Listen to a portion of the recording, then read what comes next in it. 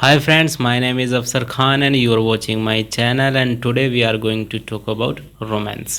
So आज हम बात करने वाले हैं रोमांस के बारे में। तो रोमांस जो है एक एकेडमिक टर्म्स है जो लिटरेचर में नैरेटिव जॉनरा में आता है। इसमें मिस्टीरियस, एडवेंचरस, स्पिरिचुअल स्टोरी होती हैं जिनका मेन फोकस जो होता है वो एक क्वेस्ट पर होता है। इसमें ब्रेवरी और स्ट्रॉन्ग वैल्यूज़ होती हैं।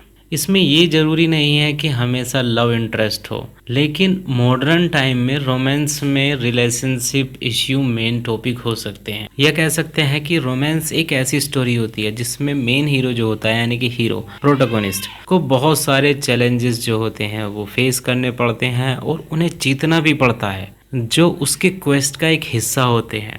और उन सब चैलेंजेस को पार करने के बाद में वो अपनी डेस्टिनी तक पहुंचता है। जैसे कि रोमांस में एक नाइट होता है जो अपने आप को प्रूव करता है किसी ऐसी चीज़ को वापस लाने से जो किसी चोर या किसी इविल करैक्टर ने चुरा ली हो।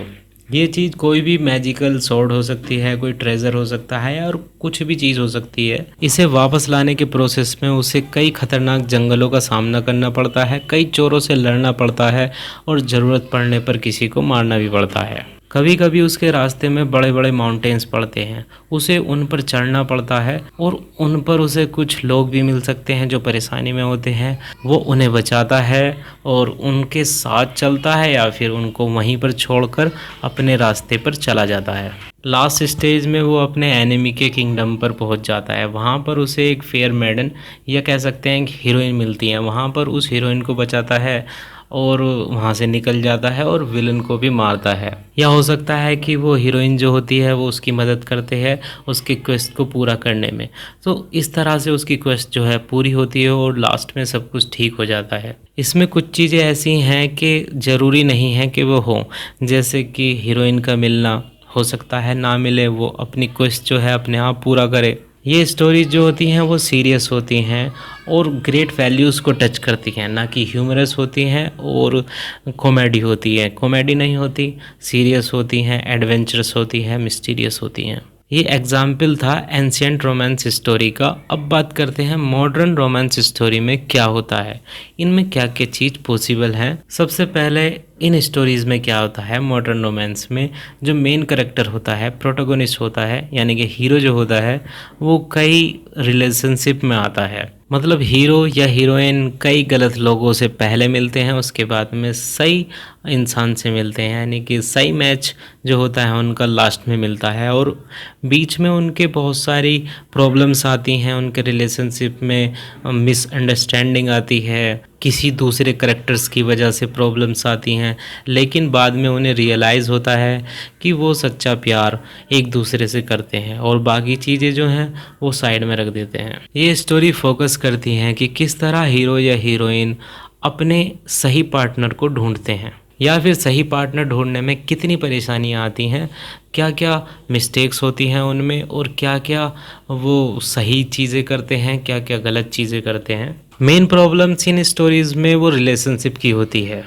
हालांकि हो सकता है कि दूसरी प्रॉब्लम्स भी हों, जैसे हीरो या हीरोइन स्ट्रगल करता है अपनी जॉब के साथ में, अपनी इकोनॉमिक कंडीशन के साथ में, सोसाइटी के साथ में, या अपनी किसी परेशानी के बारे में, जैसे कि पेरेंट्स का प्रेशर हो सकता है, कुछ भी हो सकता है। ये स्टोरीज़ फ़नी हो सकती हैं, सैड हो सकती हैं, ट्रेजिक हो सकती हैं, सीरियस भी हो सकती हैं या फिर इन सब का मिक्सचर हो सकता है इनमें। लेकिन मेन थीम जो होती है वो यही होती है कि कॉन्फ्लिक्ट होता है कि किस तरह से वो राइट पर्सन को तलाश करें या फिर जो प्रेजेंट की जो रिलेशनशिप है उसे किस तरह से बचाए रखें।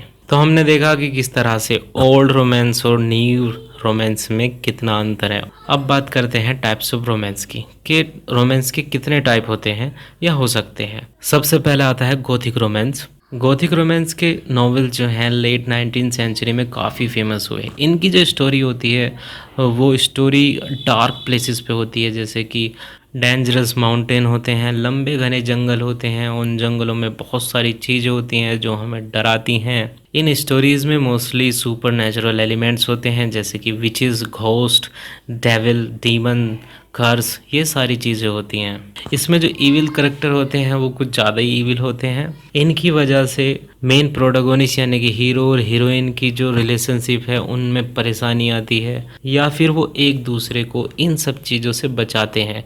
यही इस स्टोरी की लाइन होती है। इसमें ट्रेजेडी और सैडनेस प्लॉट के पार्ट होते हैं। शार्लोट ब्रंटे का जेन आयर एक अच्छा एग्जाम्पल है गॉथिक रोमांस का, जिसमें अनएक्सपेक्टेड चीज़ें होती हैं। कुछ करेक्टर्स ऐसे होते हैं जो डार्क मूड वाले होते हैं, जो कि स्टोरी को और इफ़ेक्टिव बना देते हैं। गॉथिक रोमांस के कुछ और एग्जाम्पल इस तरह से हैं: Jane Eyre by Charlotte Bronte, Wuthering Heights by Emily Bronte, Frankenstein by Mary Shelley. इसके बाद आता है हिस्टोरिकल रोमांस। इनकी सेटिंग लॉन्ग पास्ट में होती है। ये रोमांटिक लगते हैं क्योंकि इनमें एडवेंचर होता है। जैसे किंग आर्थर, ये एक ऐसा लिटरेरी फिगर है जिसके बारे में बहुत सी स्टोरीज, पोएम, सॉन्ग, प्ले लिखे जा चुके हैं। हालांकि किंग आर्थर साइंटिफिक वे से प्रूव नहीं है, बट माना जाता है कि ये लेजेंडरी फिगर पुराने समय का मेजर किंग था। किंग आर्थर पर बहुत से हिस्टोरिकल रोमांस लिखे गए। ये ऑनेस्टी और बहादुरी से जुड़ा हुआ है, जो अपनी कंट्री में शांति लाता है, जिसके साथ कई बहादुर किंग थे जो कि राउंड टेबल पर बैठते थे। और किंग आर्थर के साथ में सुपर नेचुरल एलिमेंट भी जुड़े हुए होते हैं, जैसे कि उसके पास एक डेंजरस स्वॉर्ड थी, यानी कि तलवार थी जिससे फायर निकलती थी जब किंग आर्थर उसको यूज़ करता था। और ऐसा भी कहा जाता था कि किंग आर्थर के सिवा उसे कोई उठा नहीं सकता था। कुछ और हिस्टोरिकल नॉवेल्स जैसे the last of Mohicans by James Fenimore Cooper और Rob Roy by Sir Walter Scott.